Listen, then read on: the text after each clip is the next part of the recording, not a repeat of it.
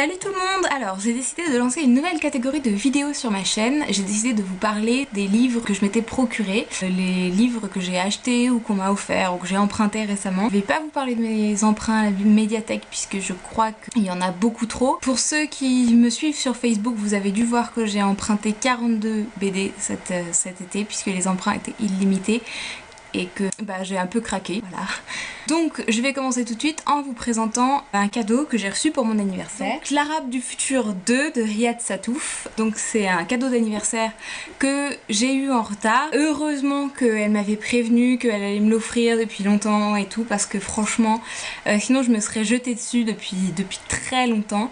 Il est sorti donc au mois de juin je crois. C'est le tome 2 de l'Arabe du futur, enfin de la série L'Arabe du futur, qui a été récompensé à Angoulême cette année. C'est donc le Fauve d'Or, le prix, la récompense suprême du festival d'Angoulême. Et donc j'ai vraiment hâte de me plonger dedans. Il est passé tout en haut de ma pile à lire. J'ai vraiment hâte. La deuxième BD que je vais vous présenter, c'est une BD que j'ai achetée chez Giberjeune, donc d'occasion. Donc c'est Le Sculpteur de Scott McCloud, que j'avais très envie de lire. Je vais vous lire le résumé derrière. En mal d'inspiration, David Smith, jeune sculpteur torturé, se voit proposer un pacte qui lui permettra de réaliser son rêve d'enfance, sculpter ce qu'il souhaite à main nue. Mais rien n'est éternel et tout a un prix. En échange de sa vie, il aura 200 jours pour créer son œuvre. Et il va le payer encore plus cher. Au lancement du compte à rebours, il rencontre le grand amour, de quoi ébranler toutes ses certitudes. Une interprétation moderne, implacable et poétique du mythe de Faust. J'ai étudié Faust quand j'étais en terminale, du coup j'étais intéressée par cette BD là. En plus, je crois que cette BD est pressentie pour Angoulême, du coup j'avais très envie de la lire et de me faire mon propre opinion. C'est donc du noir et blanc bleu, puisque tout est en noir et blanc bleu à l'intérieur. Et j'ai vraiment hâte de la lire. Un autre achat que j'ai fait chez Giberjeune, Mauvais genre. Depuis que cette BD a été récompensée à Angoulême, je crois que c'était en 2014, elle a reçu le prix du public. J'ai vraiment envie de la lire. En plus le résumé au dos est vraiment alléchant. Paul et Louise s'aiment, Paul et Louise se marient, mais la Première Guerre mondiale éclate et les sépare. Paul, qui veut à tout prix échapper à l'enfer des tranchées, devient déserteur et retrouve Louise à Paris. Il est sain et sauf, mais condamné à rester caché dans une chambre d'hôtel. Pour mettre fin à sa clandestinité, Paul imagine alors une solution, changer d'identité. Désormais, il se fera appeler Suzanne. Entre confusion des genres et traumatisme de guerre, le couple va alors connaître un destin hors norme. Visiblement, cette BD en plus est inspirée de faits réels, donc j'ai vraiment hâte de me plonger dedans. Les dessins ont l'air juste canon. Je vais voir si je peux vous rajouter une petite illustration de ce dont je suis en train de vous parler. Donc c'est pareil, elle est passée en tête de ma pile à lire. Et j'ai vraiment hâte de me plonger dedans. Maintenant je vais vous parler de Une nuit à Rome. Donc c'est une BD en 2 tomes que mon grand-père m'a prêté. Donc en fait le pitch est très simple. En fait c'est 2 amoureux qui se sont promis quand ils avaient 20 ans de se retrouver à 40 ans pour passer une dernière nuit ensemble. Et donc j'ai très hâte de lire cette BD.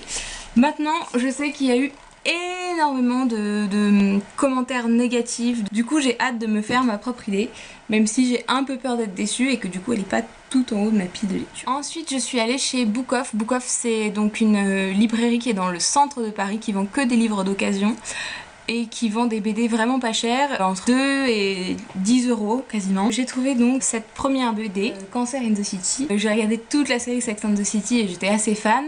Du coup j'ai voulu tenter cette BD qui raconte en fait l'histoire d'une New-Yorkaise qui découvre qu'elle a un cancer du sein alors qu'elle est juste au top de sa vie. J'ai vu que les dessins étaient très colorés, hyper loufoques, et du coup que ça pouvait atténuer le côté anxiogène du cancer, et j'avais vraiment envie de voir un témoignage sur cette maladie, sachant qu'en plus à la fin elle s'en sort et elle guérit. Ensuite j'ai trouvé là-bas David, les femmes et la mort. C'est une BD qui m'a été conseillée sur le site de Mademoiselle par la merveilleuse Pénélope Bagieux.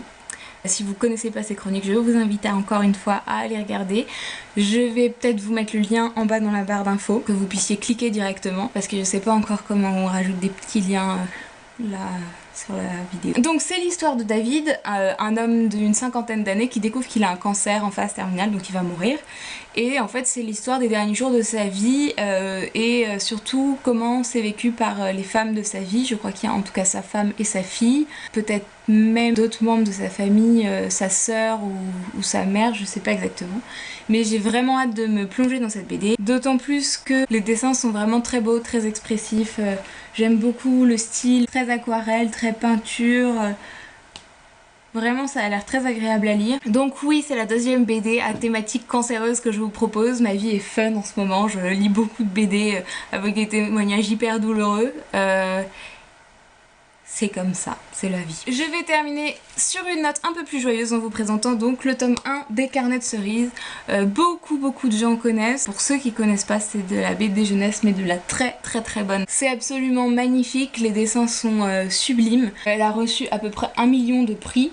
Il y a donc dans la collection Les Carnets de Cerises, il y a donc 3 tomes. Donc moi j'ai le tome 1 et le tome 3, donc le tome 1 je l'avais trouvé chez Book Off et le tome 3 je l'ai reçu pour mon anniversaire. Je n'ai jamais lu le tome 2 et j'aimerais tellement le lire, j'aimerais tellement... Parce que franchement c'est vraiment excellent comme BD. C'est l'histoire donc d'une petite fille donc de Cerise qui se promène dans la forêt et découvre un zoo abandonné. Et du coup elle mène l'enquête pour savoir ce qui est arrivé au zoo et où sont passés les animaux, tout ça. J'ai très hâte de vous en parler plus en détail. Je pense que je chroniquerai cette série puisque elle est juste canon dès que j'aurai lu le tome 2. Donc voilà pour mes dernières acquisitions. J'espère que ce genre de vidéo vous aura plu. N'hésitez pas à me le dire dans les commentaires, à me dire aussi si ça vous intéresse pas, si vous n'avez pas regardé la vidéo jusqu'au bout, si vous avez quitté, pour que je puisse savoir le genre de vidéo qui vous intéresse, si ça vous fait chier d'entendre juste parler de BD rapidement comme ça sans que je rentre dans les détails, ou si au contraire vous préférez. Je vais tenter des nouveaux trucs en ce moment pour essayer de me renouveler, donc je suis ouverte aux critiques.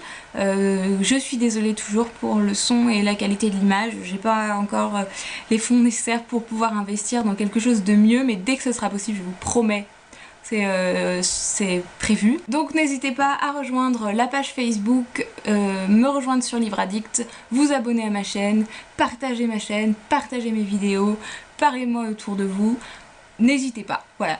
Bon j'espère que vous avez passé de bonnes vacances et vive la rentrée, ciao!